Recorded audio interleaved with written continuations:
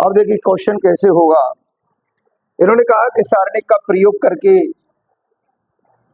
Question number चौथा है, सारणिक का प्रयोग करके रेखा का समीकरण निकालना है। आपको दो बिंदु दिए गए हैं, लड़की आवाज नहीं करिए। रेखा का समीकरण निकालना है तो रेखा के समीकरण के लिए दो बिंदु पहले से दिए गए, एक बिंदु अपने मानना होगा जो कि रेखा पर स्थित होगा। तो हमें कौन कौन से बिंदु दिए गए हैं, ध्यान से देखना। दिया है बिंदु कितना दिया गया है, बिंदु 1,2 दिया है तथा दूसरा बिंदु दिया है 3,6 है। और हमने एक बिंदु हमने मान लिया,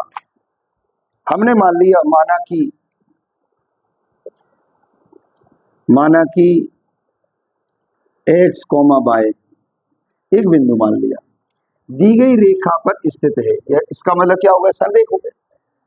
दी गई रेखा पर स्थित है, दी गई रेखा पर स्थित है, इसका मतलब क्या होगा, बिंदु संरेख होगा। जब एक ही रेखा पर समस्त बिंदु स्थित होंगे तो वो निश्चित रूप से कैसे होंगे, संरेख होंगे। अतः बिंदु कैसे होंगे, संरेख होंगे। ठीक, इस बात की तो क्लियर हो गया। अब अपन को ज्ञात क्या करना है, ज्ञात करना है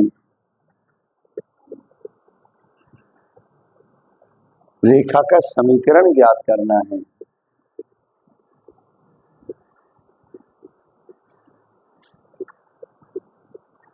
हम लोगों को हल कैसे करेंगे, जैसे संरेख की जो शर्त होती थी वही शर्त आज भी होगी। वो शर्त क्या होती थी भैया, 1/2 सूत्र वही होगा। अब इसमें चूंकि बराबर लिखना है तो 1/2 लिखे नहीं लिखे कोई दिक्कत नहीं है, है ना। तो क्या सूत्र होगा, एक बिंदु तो आपका x है, फिर सबके x लिख लो, इसको पहले लिख लो या बाद में लिख लो, तो पहले ही लिख लेते हैं x 1 और 3। इसी प्रकार से y 2 और 6 और 1 1 1 बराबर क्या होगा, 0। कोई भी समीकरण होता है, किसी भी चीज का समीकरण हो, दोनों पक्ष होते हैं LHS और RHS, तो इसका अलग से सूत्र लिखाए देते हैं। तो रेखा के समीकरण के लिए जब 3 बिंदु होंगे, 2 बिंदु पहले से दिए गए हैं, एक ये 2 बिंदु और ले लिए, है ना। x1 y1 ये पहले से दिया हुआ है, x2 y2 पहले से दिया हुआ है और ये अपन ने माना था। तो ऐसी स्थिति में रेखा का समीकरण का सूत्र होता है, इसको अलग से नोट कर लेना।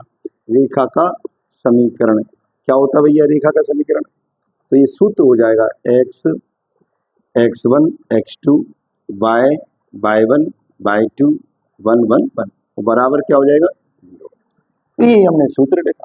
अब 1/2 लिखने से कोई औचित्य तो होता नहीं है, इसलिए नहीं होता क्योंकि 1/2 अगर यहाँ लिख देंगे तो इधर बराबर 0 है, जब वो कैंची में जाएगा, क्योंकि इधर भाग में तो उधर गुणा में तो 0 हो जाएगा, तो इसलिए लिखने की आवश्यकता नहीं होती। वो केवल त्रिभुज के क्षेत्रफल में लिखने की आवश्यकता होती है या संरेख की स्थिति में लिखने। हालांकि लिख सकते हैं, लिखना हो तो लिख सकते हैं, लेकिन सूत्र क्या होगा, रेखा के समीकरण का सूत्र है।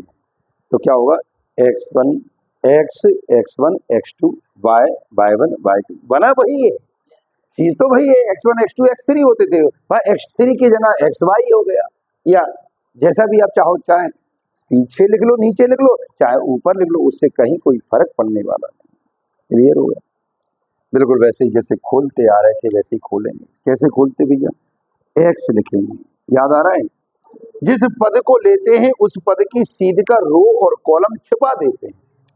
तो भैया कितना छिपा दिया, ऐसे छिपा दिया, ऐसे छिपा दिया, और जो बचता है कितना है, 2 1 6 1 होगा।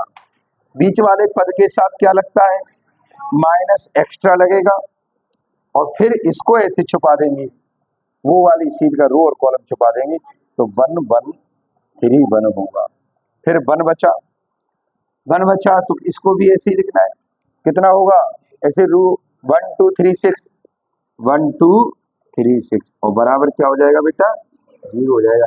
क्योंकि समीकरण जो होता है ना, उसमें LHS और RHS दोनों होते हैं, बहुपद में केवल एक पद होता है। इसको हल करेंगे, कैसे हल करेंगे, 2 एकम 2 माइनस के 6 हो जाएंगे, ये माइनस के बाय पहले से हैं, 1 एकम कैंची गुणा चलता है, बीच वाले पद के साथ सदैव माइनस आता है ना। एक हुआ 6 एकम 6 माइनस माइनस हो जाएगा, ध्यान रखना बीच वाले पद के साथ सदैव माइनस लगाना है।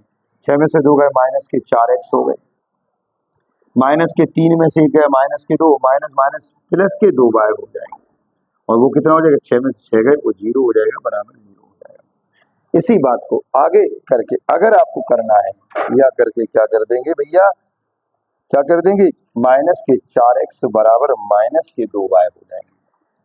माइनस से माइनस काट दो, चाहो तो 2 से भाग भी दे सकते हैं, है ना।